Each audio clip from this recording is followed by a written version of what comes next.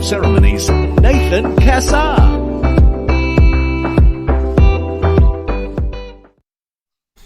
Well, hello everybody. Welcome to the Justice Plan TV and podcast show, where we bring the wedding experts to your home to provide you with insider tips and knowledge to best help your special day go just as planned.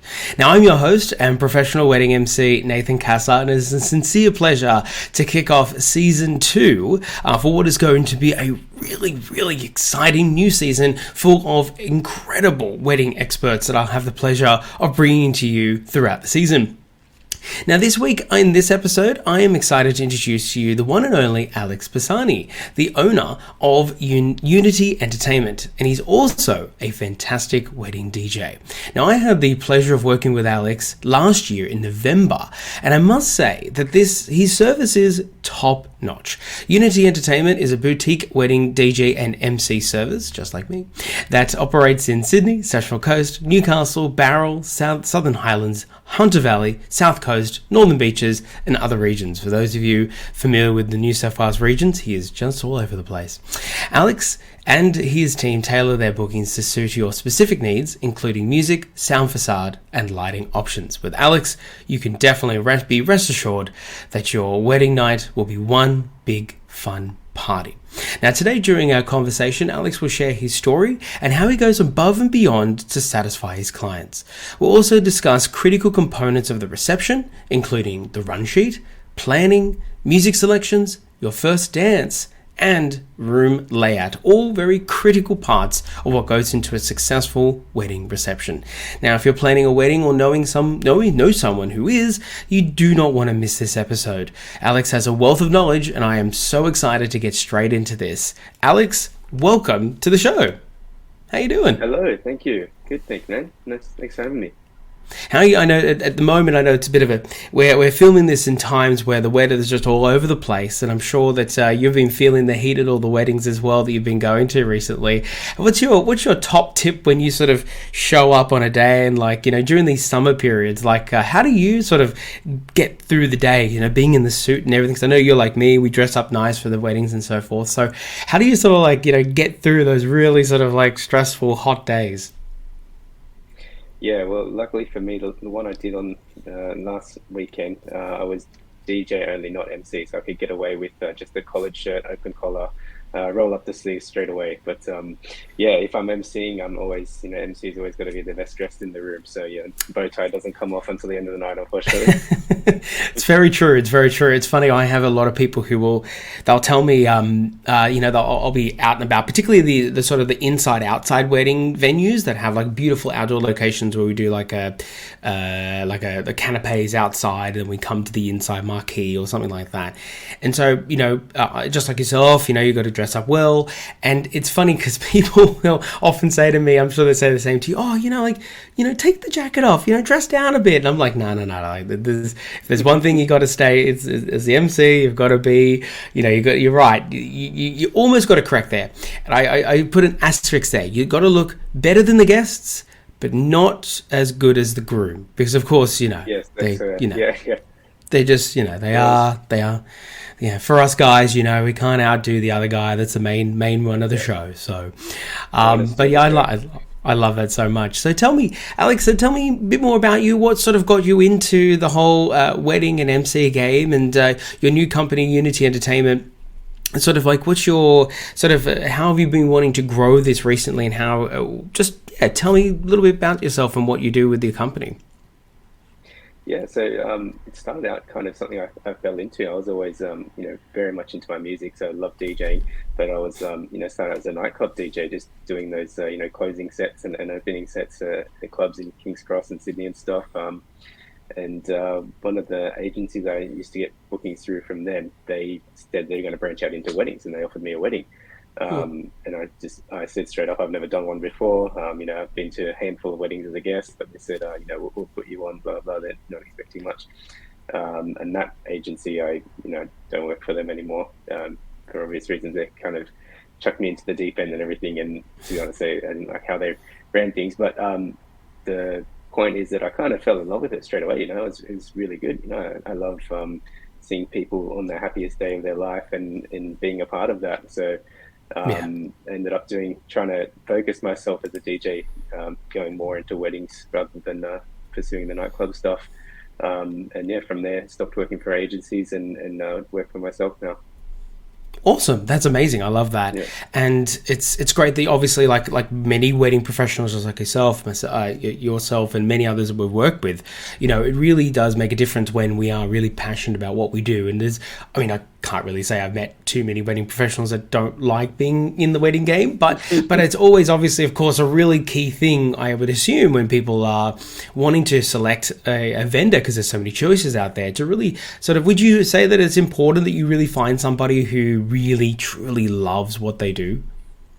Yeah, absolutely. I mean, your heart has to be in it for this sort of industry. I think if you're doing something and not loving what you do in a wedding, it's just going to show quite blatantly, and it's going to be obvious, and yeah, and for all the wrong reasons. So Oh, yeah, absolutely. heart has to be in it. You got to love what you do. Yeah. Absolutely. And you know, speaking of sort of like how the whole thing plays out, one of the things that I wanted to talk to you today about was something that comes up quite frequently with my couples, of course, and I'm sure you're doing the same thing as an MCGJ as well. A lot of couples obviously come to you and talk to you about run sheets, and they say, like, where do I start? Because I've always found that as I came to the industry, a lot of venues will, because they're just doing so many weddings, will pass this responsibility on to the couples.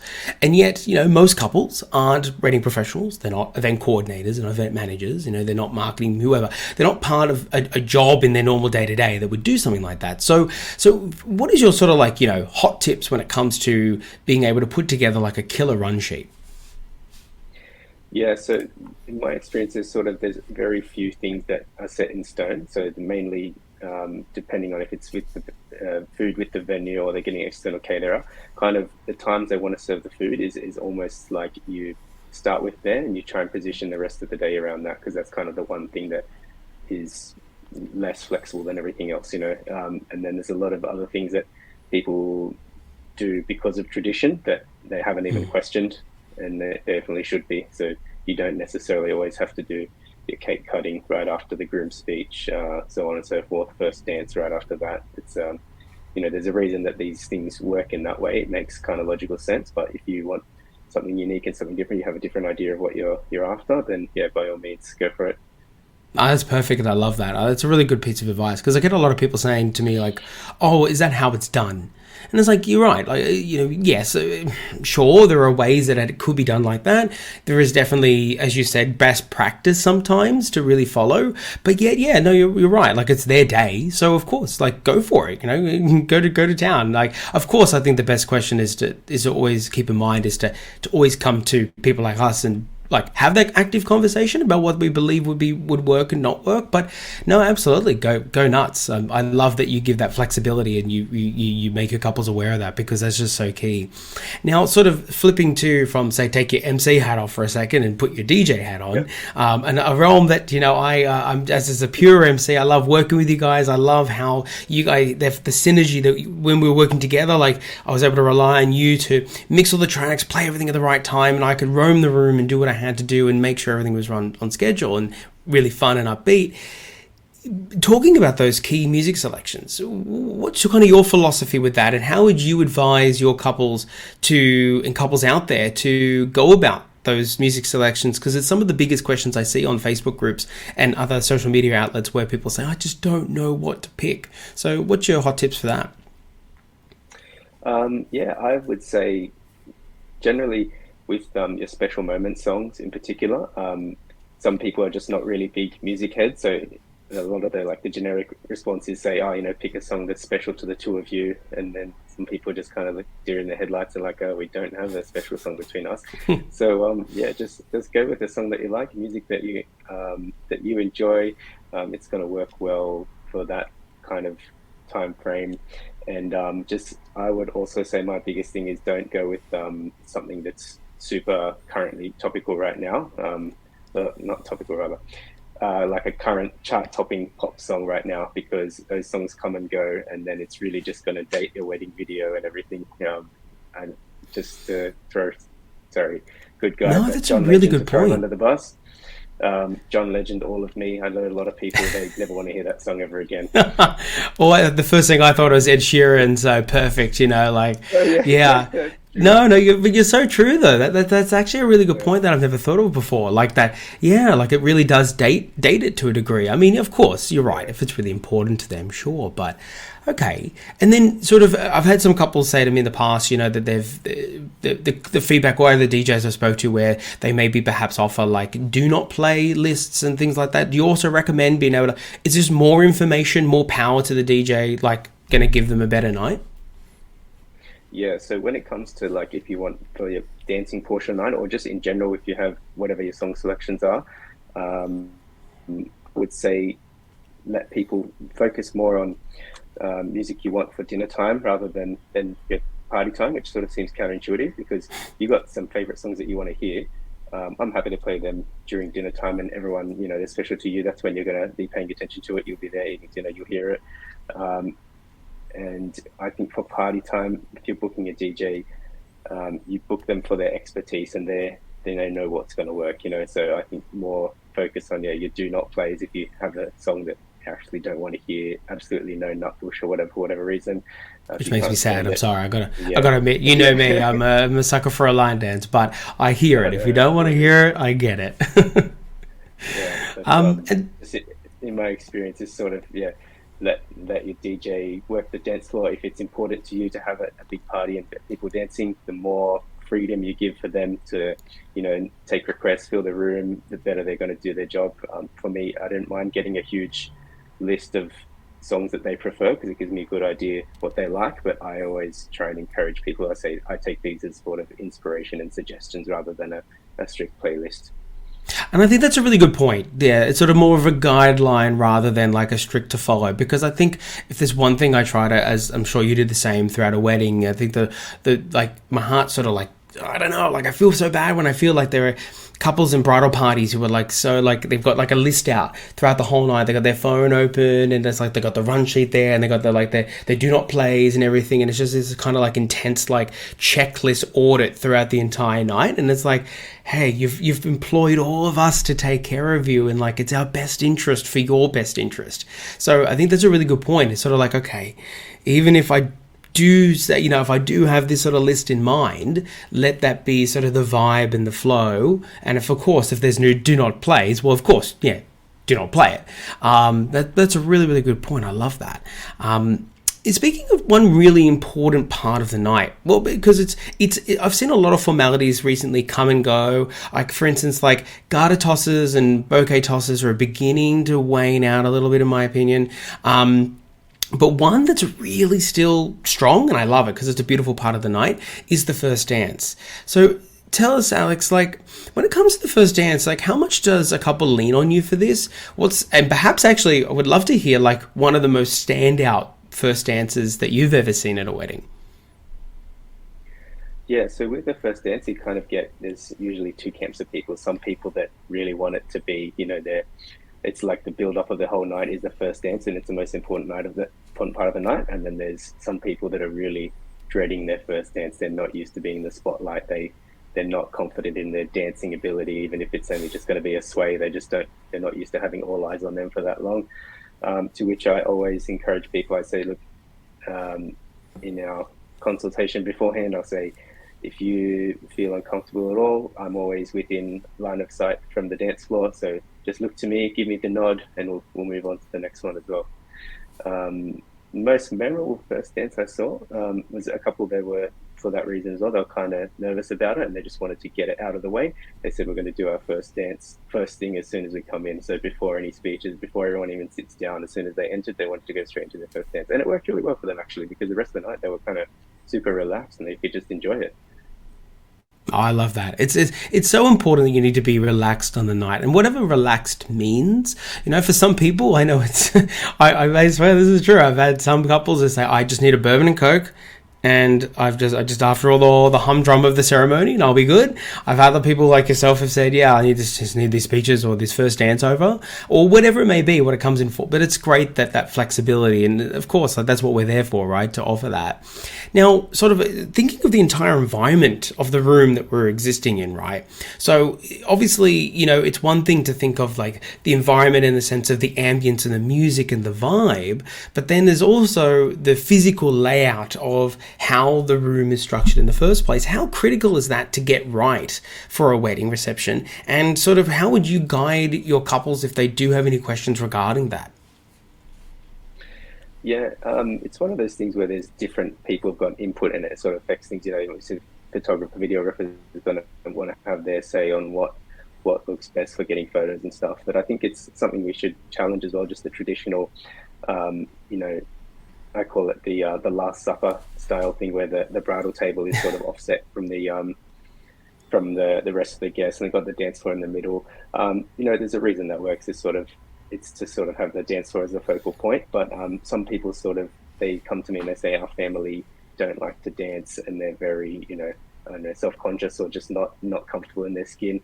That kind of creates a bit of everyone on the dance floor is really on show for everyone else. So I sort of say, if people say that, I say, why not have the dance floor off to the side, so that the people that want to have a chat there, they're sort of two separate things. And even with the bridal table as well, some people, they feel like they have to be on display all night as well. So you could easily just make your bridal table one of the round tables amongst your guests as well, and it sort of brings down the tension and pressure a little bit to be on show. And so I did one the other night, actually, this weekend just gone. The dance floor was off to the side, and there was a lot of people there they had family from interstate and overseas as well, so they were happy to just catch up and chat with people that hadn't seen all night, and that was fine. They were doing it on the other side of the room, and then this one side where I was like the party zone. All my speakers and lights were facing towards there, so it was almost like two different atmospheres across the room. That's really cool, and I've done weddings similar to that as well, where there are two atmospheres, as you say, in the same kind of ecosystem. You got this whole other sort of like just social, enjoying the moment, chatting, chilling, drinking, whatever, and just catching up kind of vibe. And then like they're happy to know that they can do that in peace, away from the people who just want to dance and enjoy themselves in that way. But that kind of format actually allows to have both of those things play out really nicely. I must admit, I think that format works extremely well, and you probably notice this as well when there is a live band that is sort of at the scene as well, because that volume can be a lot for the all-in-one show. I've watched it even once where unfortunately like the band was so close to everybody, they just wanted to talk, so that formula was off, and so we lost like half of the guests just went off into the other side of the other, like the restaurant, and if anyone's happy. But I had to sort of say, look, this is happening. Like, these people want to talk. It's not just like two people. It's like 20 people that want to talk. So but that's a great point. I love that. Alex, you stated that one thing that's really important for couples to know is to have top of mind is to know their intentions. What do you mean by that? Just sort of know what you expect out of your special day as well. So like I touched on earlier, sometimes you've got people that are coming from overseas and interstate, and if you want your wedding to be a nice gathering of sort of a family catch-up as well, that's fine as well. And I'll sort of just go into the knowledge that could be the case. And yes, it's your special day and you are the focus, but when things like that happen, sometimes there's sort of things that it's not necessarily a bad thing if you don't have a packed out dance floor all night, because people might want to catch up and chat with people they haven't seen for a long time, and also know your intention just on what you really want. Do you want to hear? Is it more important to you to hear your music and only your music, or is it more important to you for your guests to have a good time and enjoy the night and party away? Yeah, I love that. That's a really good point. And I think what you're really highlighting there also is that, don't get me wrong, yes, of course, you and I both agree, it is 100% about you both. Like, that's still right there. But I think you are bringing up a really good point that I really try to bring the point down as well, is that it's also about the people you're bringing. You're inviting 100, 200, 300, God forbid, more than that, people into this space, and they all have their own sort of like wants and needs and interests and desires for an event. And so, keeping human beings as happy is actually quite complicated. So it's important, you're right, to have a bit more perspective beyond that. Not so much that you're worrying about every single little person in the room, but you're right, just sort of having a bit of awareness of those, what's happening around. Before I let you go, Alex, I'd love to hear more about this story you told me before we went live, about how you went above and beyond. You went the extra mile, as you said, the extra 15k mile for this couple. Tell me a bit about it. Yeah, so this one was kind of one of my prouder moments. I think I was kind of happy with how it turned out. But basically, I was rocking up, setting up for the reception about 2.5 hours early, like I normally do, and I was bumping in, and because I was that early, I actually passed the bride past me on the way to her ceremony, and she said, I'm so glad I caught you here. I'm so glad I caught you before we head down. I just had this idea. My husband-to-be is a pilot, and we want him for his walk-on music for his speech. We want to play the Top Gun theme, and that's it's going to get a great laugh out of everyone. And it's a surprise because the joke was that sort of the husband loves to tell everyone that he's a pilot. It's the first thing he mentioned, so everyone there would know he's a pilot. They would all get the joke. And I said, I'll have a look, and I said, okay, leave it with me. She was off to go get her, go do her ceremony then. So I just said, yeah, I'll see what I can do, leave it with me. And I sort of thought, this is really something that matters to her. It's going to be something super special.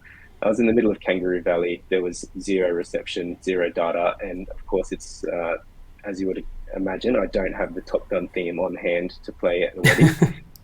So I was thinking, what can I do? So I was like, I'm 2.5 hours early. If I quickly bust myself and quickly bump in extra, I'm going to have plenty of time. So I quickly set up everything, hopped in the car, and just held my, what I did to check for signal, I pressed play on Spotify on my phone on a track that I didn't have downloaded, so that I knew as soon as it came into range that it would play. So I sort of hopped in the car, pressed play on a track on my phone, and just kept driving and listening until some track would play on Spotify. And that's what I knew. And then I sat there, got my laptop and did mobile hotspot quickly downloaded the song, and then drove back in time for it to start. And they were super pleased that I could make that happen.